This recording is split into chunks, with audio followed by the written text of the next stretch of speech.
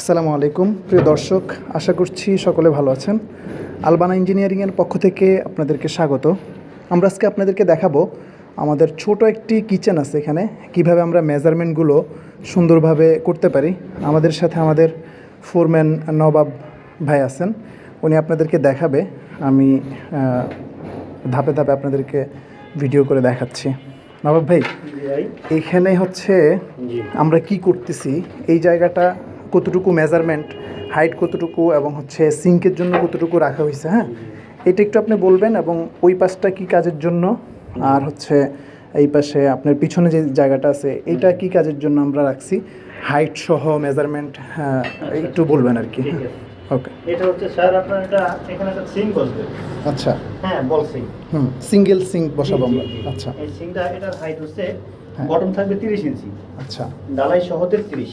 হ্যাঁ, মানে আমাদের ফ্লোর থেকে 30 ইঞ্চি হচ্ছে আমাদের বটম। জি জি। আর ঢালাই হবে 3 ইঞ্চি, সেক্ষেত্রে আমরা হচ্ছে 33 টপ পাবো। জি জি, 33। ওকে।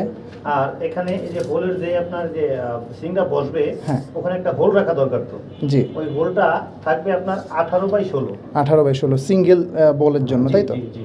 ওকে, হ্যাঁ, সুন্দর। তারপরে এখানে এখানে হলো আপনার এটা একটা স্ল্যাব থাকবে আর কি। এখানে মানে মহিলারা রান্না করে এখানে আপনার তাদের হান্ডি পাতিলরা রাখবে। আচ্ছা, হ্যাঁ হ্যাঁ, এটা হচ্ছে আপনার চুলা রাখার জায়গা। চুলা ডাবল বার্নারের জন্য জায়গা রাখা হয়েছে নাকি? জি জি।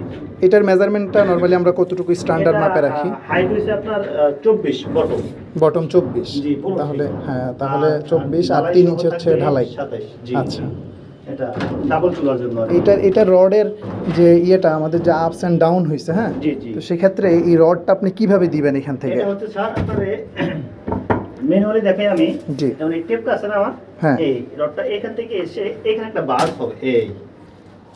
এই একটা রাউন্ড বার্স হবে। এই স্যার, এই হ্যাঁ, সেম টেপটা যেভাবে আছে এইভাবেই স্যার। মানে আমরা এটা কাটা দিলে কি সমস্যা আছে? স্যার কাটা দিলে স্যার এই জিনিসটা তো ধরা থাকলো না। হ্যাঁ, এই জন্য আমরা মূলত এটা স্ট্রেট। এখানে একটা 6 ইঞ্চি হাইট আছে স্যার। আচ্ছা, এই 6 ইঞ্চি হাইটে যদি আমি রডটা এইভাবে ব্যান্ড করে না দিই, তাহলে তো স্যার জিনিসটা মজবুত করব না। আচ্ছা, এই জন্য মজবুত করার জন্য এক রডই ডাইরেক্ট দিতেছি আর কি।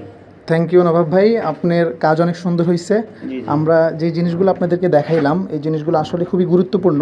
বিশেষ করে প্রত্যেকটা জিনিসের হাইট এবং দৈর্ঘ্য প্রস্থ যেটা আর কি, এইগুলো হচ্ছে মেজারমেন্ট ঠিক না থাকলে পরবর্তীতে কাজে সমস্যা হয়। এবং বিশেষ করে এটা খুবই গুরুত্বপূর্ণ, এখানে আমরা যে রডটা ইউজ করব এটা যাতে ব্যান করে স্ট্রেট রড দেওয়া হয় আর কি। যেটা যদি কাটা দেওয়া হয় তাহলে স্ল্যাবটা আসলে ঠিকঠাক মতো থাকে না। যাই হোক, ধন্যবাদ, আসসালামু আলাইকুম।